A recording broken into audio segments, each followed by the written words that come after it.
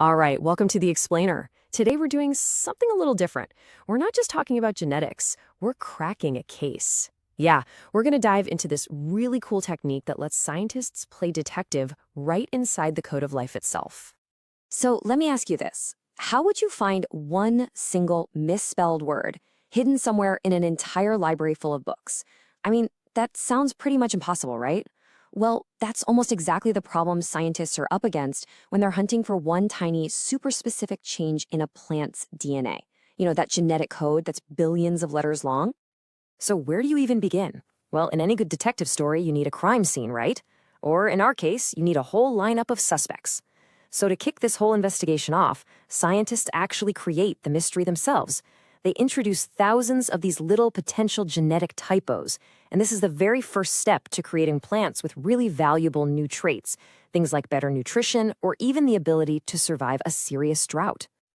Okay, so here's how it works. The whole process starts with some seeds. They get treated with this chemical called EMS. Now, this creates what scientists call chimeric mutants in that first generation of plants, the M1 generation. But the real action happens in the next generation, the M2 plants. That's when these tiny changes, these mutations, become solid and stable, and they're finally ready for us to investigate. And this is the really important part. The crime we're looking for is incredibly subtle. I mean, we are not talking about some massive genetic overhaul here. Nope. It's usually a change as small as just one single letter in the entire genetic code. Just one base pair swapped for another in that gigantic genetic blueprint. And what's so cool is how specific this process is. See, in normal DNA, all the genetic letters pair up perfectly, just like they're supposed to. But that chemical, EMS, it's like a tiny sniper. It specifically targets one type of letter and swaps it for another. And this is what creates that mismatched pair, a tiny deliberate flaw that's going to become our number one clue. So now we've got thousands of these plants, and each one has random mutations scattered all over its DNA. You can imagine it would take forever to check every single one individually. So, how do you find the one plant with the exact change you're looking for? This, right here, is where the detective work gets really clever. Okay, so our investigation starts with this massive pool of suspects. For our case, let's just say we've got DNA from 1,000 individual M2 plants. Every single one of them is a potential carrier of that mutation we're looking for, so we've got to sift through all of them to find our one little culprit. But instead of testing all 1,000 plants one by one, scientists use this absolutely brilliant shortcut. It's called pooling. What they do is they group the plants, say 10 at a time, which gives them 100 different pools. Then they just mix the DNA together inside each pool. This is huge because it means they only have to run 100 tests instead of 1,000. It's kind of like checking which bank a counterfeit bill ended up in before you go checking every single wallet in the entire city. It is all about working smarter, not harder. And the whole point of this really intricate process, the mutation, the pooling, all of it, is to create and then zero in on one very specific type of clue. And that clue is a mismatched DNA strand. It's the direct result of that little genetic letter swap we forced to happen earlier. Now, this clue actually has a fancy scientific name. It's called a heteroduplex. I know, that sounds complicated, but I promise it's really simple. It's just a double-stranded DNA molecule where the two strands don't perfectly match up because of our mutation. Remember that mismatched pair we talked about? That's what creates the heteroduplex. And this, my friends, is our smoking gun. Okay, so we've got our pools of DNA and we know exactly what clue we're hunting for. So let's head over to the forensics lab because this is where a seriously high-tech tool uses heat and light to spot that one single mismatched clue hiding among millions of perfect DNA copies.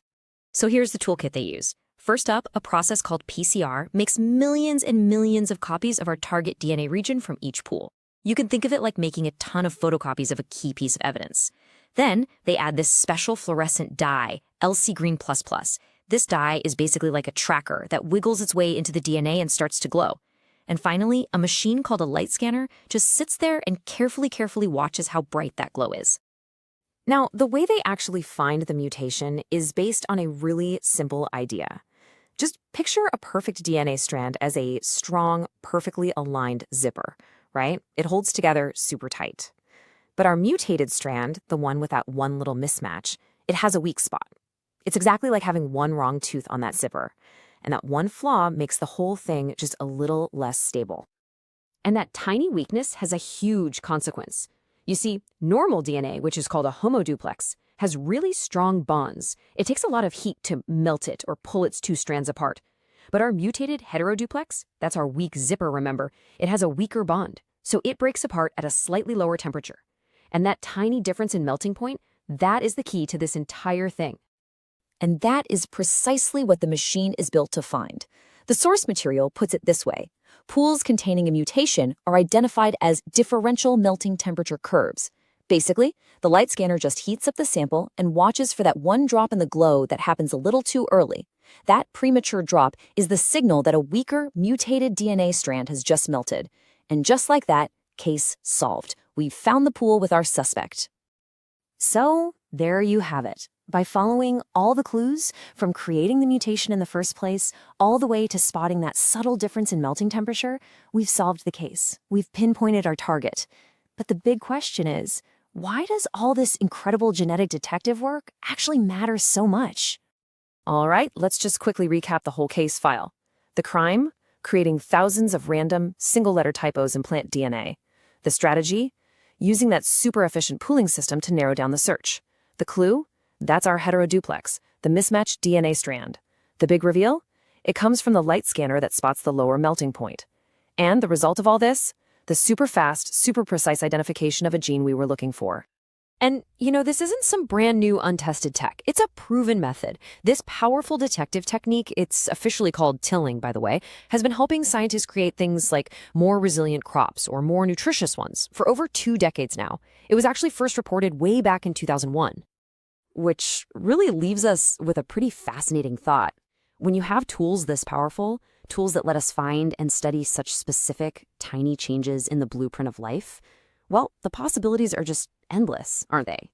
It really makes you wonder, now that we can play genetic detective with this kind of precision, what huge global problem should we point this at next?